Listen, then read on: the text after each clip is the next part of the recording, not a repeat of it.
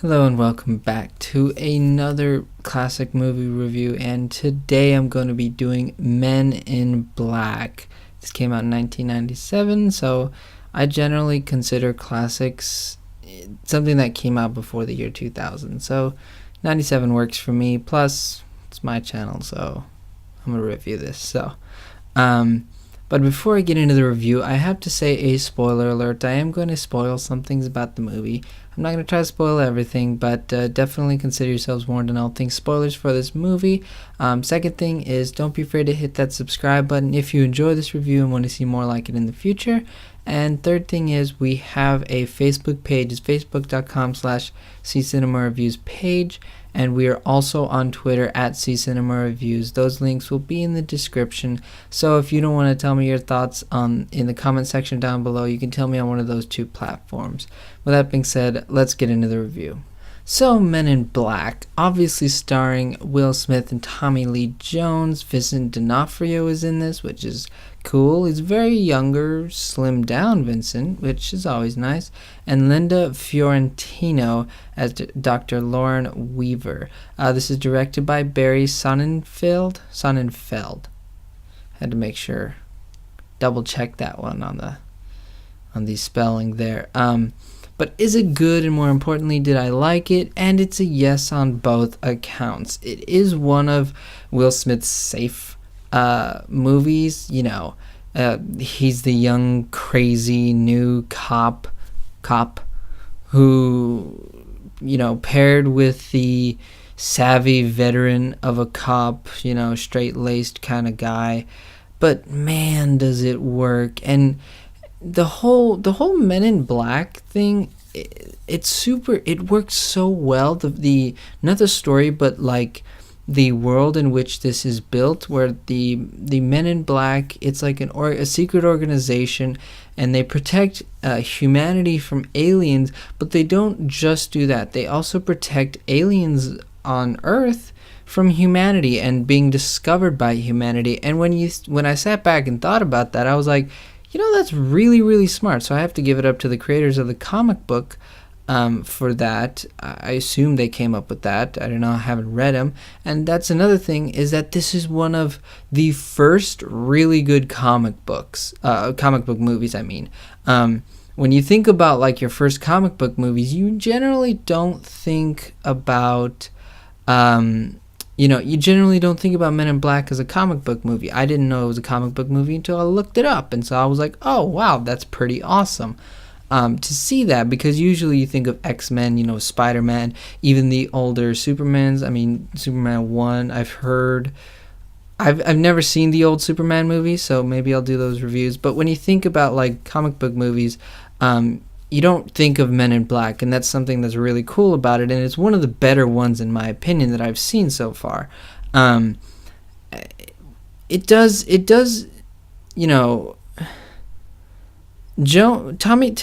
Lee Jones is the one that really, really just rocks this movie. Like, I understand that it is Will Smith's movie, and he does an amazing job. Like, don't get me wrong, I love Will Smith in this movie, but to me... Tommy Lee Jones just owns the movie. I love the callback at the end with the whole flash when Tommy gets flashed. It's the callback to the beginning when he has to flash his older partner. It's really fun. And when Tommy got flashed, I got a little emotional because I had been with him throughout this entire time and seen how good he was. But it was nice that he ended it before someone ended it for him. It's like he went out on his own terms. It's kind of like a Luke Skywalker kind of thing, But it was really cool after that, where we saw him in the tabloids, or in the newspaper, about how he was in a coma for 35 years or something like that, and he found his wife, and that was really nice to see. Just to see him, get... Tommy just owns this movie. Just to see that character get into a place where he was eaten by the bug, but didn't matter because he got out. he retired on his own terms, and then he got to see his wife and live with his wife, presumably the rest of his life. I know that doesn't happen in the second one and the third one, but hey, whatever. Doesn't matter. Let's talk a little bit about the story now. So a bug slash big cockroach comes from another planet. He lands on Earth to get a galaxy, which is small galaxy. It's pretty cool how the galaxy is like it looks and how it is portrayed, and honestly the all the CG and everything for the most part holds up. I understand the bug in the end, not quite exactly, but everything else holds up really well to me. I like the small galaxy, how it was on Orion's belt and Orion was the cat, and how the galaxy was the little thing hanging on his collar. And the bug, played by Vincent D'Onofrio, goes on a killing spree while in the skin of Vincent D'Onofrio. Which, like, being in the skin of Vincent D'Onofrio, like, Vincent D'Onofrio himself looks scary. So, being a huge cockroach that is very deadly in that skin, to me, is even more scary. Meanwhile, Tommy Lee Jones' Agent K is in he's in the agency, I guess they call him the MIB, the Men in Black. Even though they're women, a little sexist, but hey, whatever. It was 1997, so come on, give him a break, right? No, don't give him a break. Anyway, he's in the Men in Black. He's looking for a new recruit because he had to flash his elderly partner, so he's looking for a new partner. Finds Will Smith. Like, they call him Agent J, but, like, I'm just going to call him Will or Mr. Smith. Probably just Will. So we got ourselves a classic buddy cop comedy. And that's not a bad thing because it's a buddy cop comedy based on a really cool premise and with two of the best actors at the height of their powers. Not to mention the lovely doctor, who played by Linda Fiorentino. Different last name, but hey, I don't know if she passes the Bechdel test. Probably not, which is unfortunate, but again, it was 1997, so, whatever. But the main job of the story, at least to me, the main job of everything that goes on, the whole looking for the galaxy, the bug being there, the buddy cop element of it, the main job of it is just so that we could set up for some pretty awesome, like, to me it's pretty awesome, alien hijinks with Will Smith cracking jokes, Tommy Lee Jones being the straight man, but also cracks a few jokes. It's pretty awesome. So we get a lot of hijinks, and that, to me, that's the main story, is just to have fun, set up this classic comedy, classic buddy cop comedy where they're after the villain. It's almost like a chase movie, but not quite. It's still got that awesome, partner. The partner dynamic is just, when it's done well, it's done amazing. When it's not done well, yeah, it's kind of poo-poo it. But, the story's great. The story's good. It does what it's supposed to do to me. It's not going to be your, Citizen Kane. It's not going to be your Godfather as far as the story. But it works. And it does have some deeper stuff, I like how the bug thinks that humans and humanity is an infestation in itself, because we think we're the center of the universe. Everything revolves around us, to us. And how we maybe cause more harm than good to our environment, a la pests, bugs, you know what I'm saying?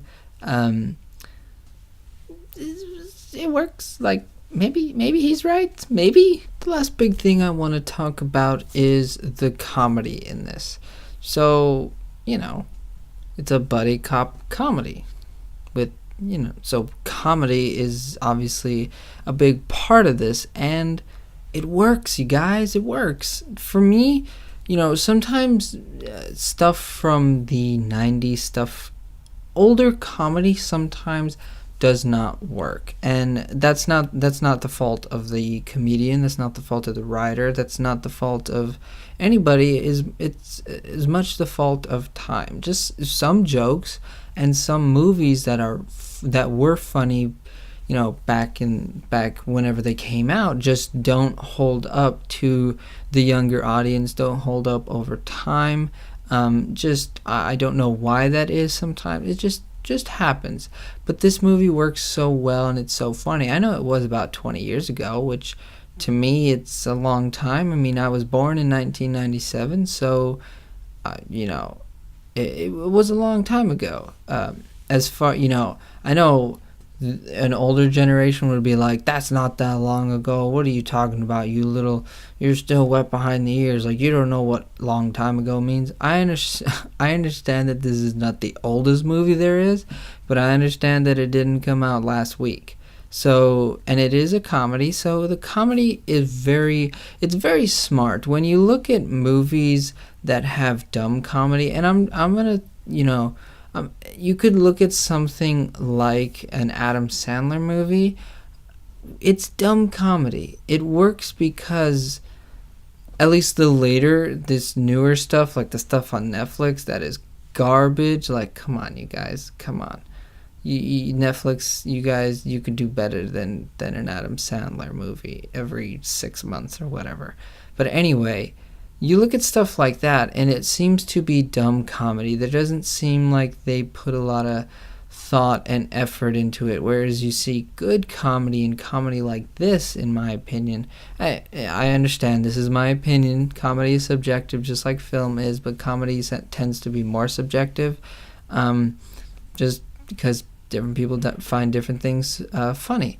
But this, to me, works so well because not only can you look at it almost as not quite a period piece, but you could look at it as a 90s movie where you get the 90s reference because they're not that old. Like, I was born in 97. I still understand, and I get the 90s references. I still understand that Will Smith, that dude has amazing comedic timing, and it's probably because I watched, all of Fresh Prince. Even though it was before my time, I loved the show, and I thought it was awesome, and I enjoyed Will Smith in it. But this movie seems to have smart comedy, whether it's talking about the little, the neuralizer thing. I think it's called the neuralizer. Where they're talking about the neuralizer, and some of the jokes you get from the neuralizer aren't exactly set up, punchline joke kind of one-liner things either. It's a joke because you've seen what it does, and then you see how they talk about it when they're having the tests with Will Smith and the other people from the military to see who gets that partnership with Agent K.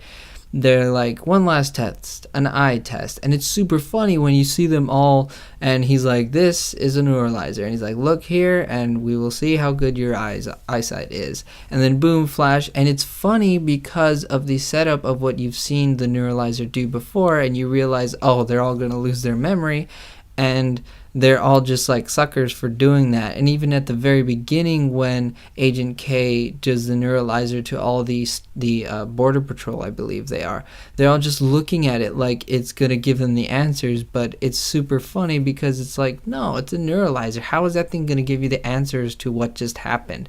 And that's the kind of thing that to me makes this humor and the comedy in this almost timeless, because it is not.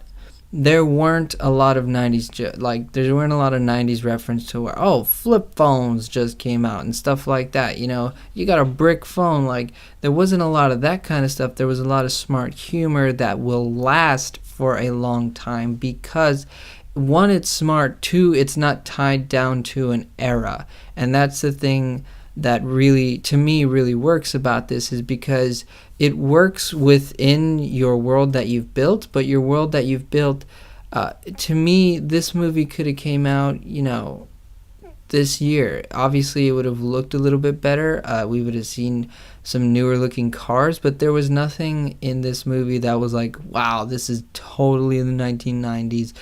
There's nothing, you can't see this movie in any other way. No, this movie's humor will last because of how smart it is, not relying on the cheap jokes, the quote-unquote cheap jokes that you would find in a lesser comedy. Bringing this review to a close, I'm going to try to give this a score. I don't like using numbers because then you got, You got different things. But this movie is pretty sweet. This movie's pretty sweet. Like, to me, and this may be like it's a new ranking system of C Cinema reviews. I don't care. I'm just gonna call this movie pretty sweet, pretty awesome. I think that this movie's super fun, and when you're looking at you can categorize it as a comic book. You can categorize it as a buddy cop comedy. Usually, buddy cop movies are comedic in tone as well. So, but the job of this movie is not to get you to cry. The job of this movie is not to get you to feel or to understand a message that you don't necessarily know, or to understand a message that is, important in the world. This movie was made to have fun. I know it was made to make money too, obviously, but this movie was made to have fun with and to be entertained. And ultimately, that's what movies are. You can say that, yes, they are art, and they are a livelihood for people, but the main thing about movies is that they are entertainment. And to me, some of the best movies are entertaining, and that doesn't mean you have to be The Godfather. Like, The Godfather to me is entertaining, but I can like a movie just as much as The Godfather, and I could probably give it like a score like, this is pretty sweet, this is amazing, this is like mind-blowing. And it won't be The Godfather. It'll be like Pacific Rim. I loved Pacific Rim. I haven't reviewed it, but I absolutely loved it. I think it's super amazing. I think it's one of my favorite movies, but it's not The Godfather. It's just that, hey, it's super fun and entertaining, and so is Men in Black. It's been a long time since I've seen Men in Black 2, so I don't know if I'm going to go back and review that. If you want me to, I will. But I just did the first one because I never saw it, and I knew that at least I had heard that it was pretty fun. It was pretty cool. So I'm super glad that it was proven right. At least to me, it was super fun. It was super cool. But that's just my thoughts on it. I want to know what you think about this movie and this franchise. If you want me to, review the other two, they made a Men in Black 3 like in 2012. It's just not, please don't tell me to do that one.